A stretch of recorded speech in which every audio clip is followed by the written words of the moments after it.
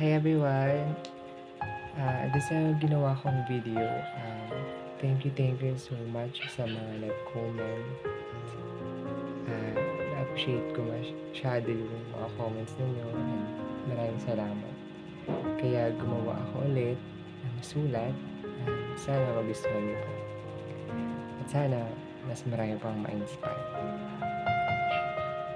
Pinamagatan ko itong ng sulat na ituloy mo lang.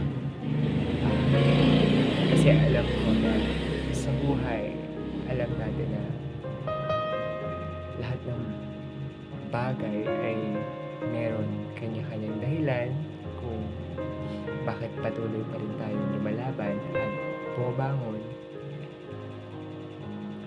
kahit na sabihin na natin, oo, hirap at nakakapagod na, pero kinakaya pa rin natin, di ba? Basta huwag lang tayong magreklamo. Ituloy lang natin dahil hindi natin namamalayan na nalagpasan na pala natin at andun na pala tayo sa may natin tagumpay.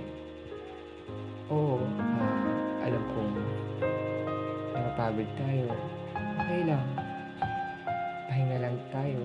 Tapos, gawin natin ulit. Harapin natin ulit. Kasi, natutunan ko na hindi lahat ng oras nandun sila para sa atin. Kailangan natin matutunan kung paano natin harapin ang mga bagay-bagay at mga problema sa buhay natin. Kaya ituloy lang natin yung mga ginagawa natin gawin natin inspirasyon yung mga naging hamon sa ating buhay.